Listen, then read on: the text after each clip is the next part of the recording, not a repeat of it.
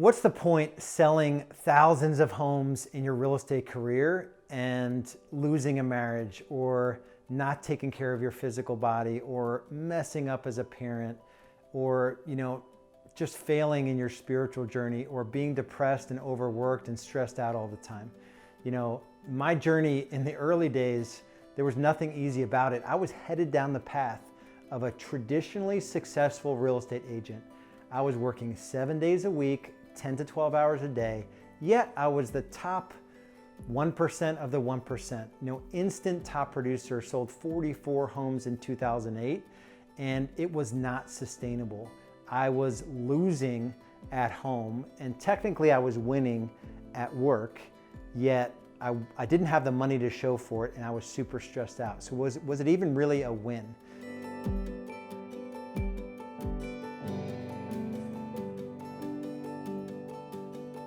When I look back on the journey and what I've done right and what I've done wrong and the mistakes that I've made, it hurts me to say how I hurt, my spouse in those early days, how I made promises, about not working this evening, or not working, on this weekend day, or, just promises that I failed to keep.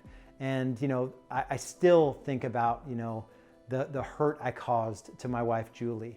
And I can think of just a bunch of instances, and I'll go into them to kind of nail this point home. Here's the thing though, if you're thinking that there's a different way to do real estate, please stick around to the end of this video. I'm gonna let you know how to get a copy of my book, Scale or Die, where I lay out the exact frameworks, the exact path, the tools and systems that I used to go from, overworked 44 homes a year, like top agent in my market, and super miserable, to just a few years later working 1 day a week, making $2,300 an hour in my real estate business, and how you can do the same thing.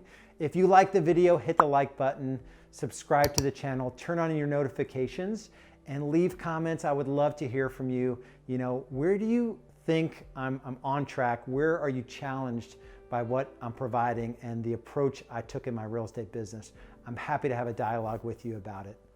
So the approach I took in my real estate business, I did it because I didn't want to do what I saw as a kid. So my dad and my mom actually were in business together. When I was born, they owned a hair salon. My dad moved here from Sweden he was a hairdresser there. He was known as a colorist. He was actually on stage. This is hard to believe that there even is such a thing. He was really good at hair color. And so Wella is a hair color company, and he was like their premier stylist, like on stage. Like this is the Super Bowl of hairdressers. And so he came to America to pursue the American dream.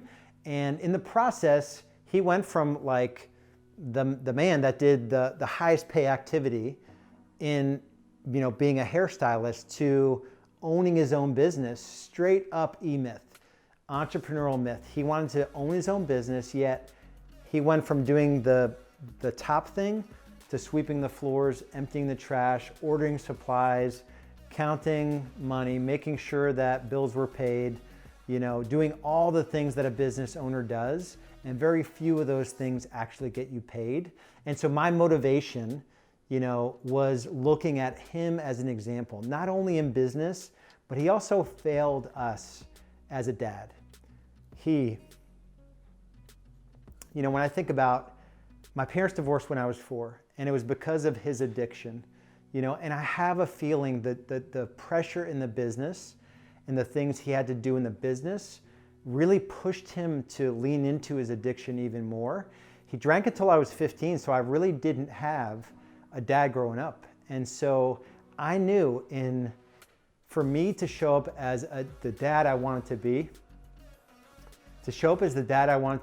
and the husband that I wanted to be, I had to do it differently. So there's still pain, obviously, around having a father figure missing in those early days, and still it provided a fuel and an example of what I didn't want to have happen to me. So here I am in 2007. Anders is born in November. This is my first year in real estate, and I am that guy. I'm working more than I'm home. So if you break up your waking hours into hours that you're spending not working, there wasn't a lot of those hours. Many, many nights or days I would work from 7 in the morning to 7 at night. That was my day job. That was the job of a real estate agent. I would spend an hour with Julie and Anders, and I would go upstairs and I would do anything I needed to do to get the business on track. Building systems, marketing systems, client care systems, lead generation systems, the things that I knew had to happen so that I wouldn't end up like my dad. I wasn't willing to win at work and fail at home. It just was not an option for me. And man, there was a vacation. It was probably like I think Kendall was born, so it might have been 2010. This was when I had started the team. I was still heavy in production. The systems really were not coming together the way they were coming together in my mind. And it was our first vacation when I got into real estate. So I was probably just over 3 years into the business. And I remember, of course, I had to work a deal while I was on vacation. And I promised Julie that this was going to be I was going to be off the grid. I was not going to work on vacation. And I worked every day of vacation. And not only did I do that, so I breached, that promise. I broke the promise. The deal never went through. And so we were in the mountains. I had to drive down to the base of the mountain to get reception. She even has a picture of me working on this deal while on vacation, and just a complete failure at that point.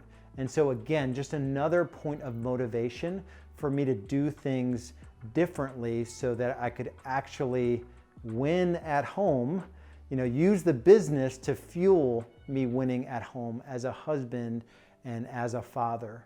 And so there's a few things I want to go through with you so maybe you're in a similar situation. Maybe your stories are a little different than mine. Maybe you're in a similar situation and you can use these tips to get you on the right track. So the first thing is to be really clear on where you want to end up. I feel like this is not even just true of real estate agents. People in general, no one really has a written plan for where they want to be in the future, in their business or in their personal lives. And so we have a process we take every one of our members through. It's not all that complicated, and it's super powerful. If you've watched the videos I've been putting out, you've seen me talk about it before. It's a 3-year vision, a 1-year plan, 90-day world. There's 13 weeks in a quarter. There's 7 days in a week. There are hours in a day. How can we attach the thing we're doing right now to the vision that we see for our future? And that is the first thing you need to get super clear on, is that you have to have a vision for where this business is headed. And you have to be able to communicate that vision, not just so you know where you're going, to future team members and also to anyone that is important in your life. For me, and that brings us to the second point, is to be really intentional and really have an open line of communication with, in my case, it was my wife, Julie. And even though I hurt her in those early days, I can't even begin to tell you how many times I was like, this is going somewhere. It might not look like the best business right now, but I promise you, when I'm going upstairs late at night, this is I feel like we can be friends now. Later, years after the business was established, I was down to 1 day a week. I'd launched the coaching business.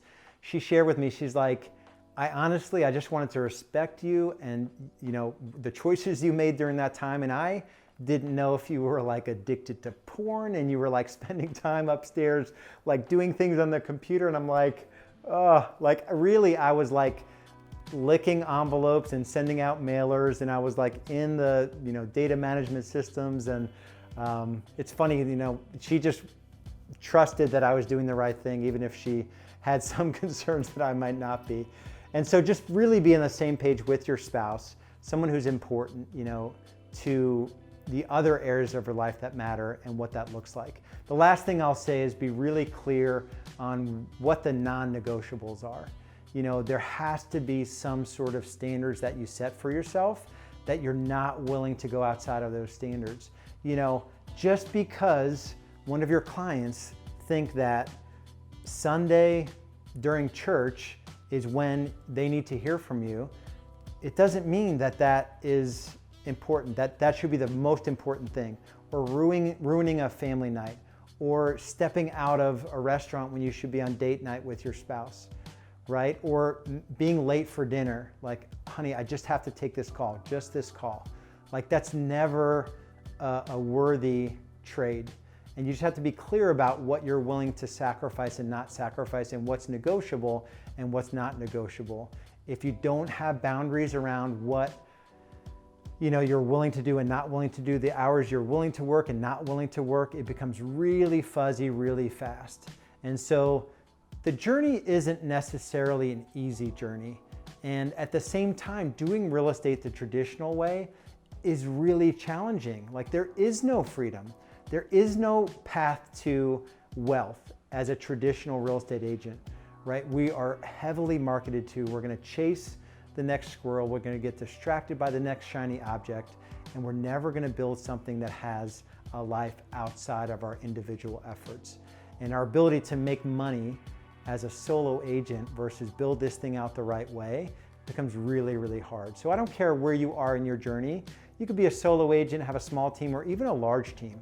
We have resources to help you no matter where you are in your journey.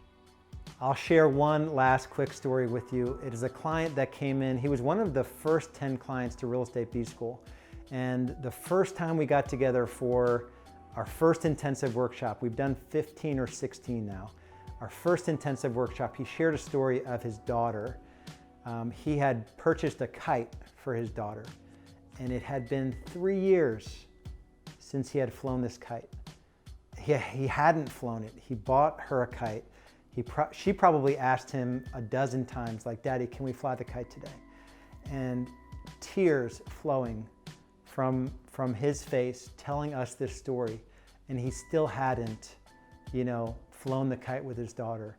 And what areas of your life are you missing out on because you're focused too much on your business? There's a more direct path to do this. I wrote a whole book on it. It's called Scale or Die. So go to scaleorddiebook.com. That's scaleorddiebook.com, or click on the link below. I lay out not only my journey, I tell the stories of our most successful members, where they came from and the things they did to achieve freedom in their business, and how you can do the same thing in your business. If you like the video, hit the like button. Make sure you subscribe to the channel, turn your notifications on, and leave me comments so I'm motivated to put out more content to serve you. And I love doing this. I love serving you and challenging you. And I look forward to our next video together.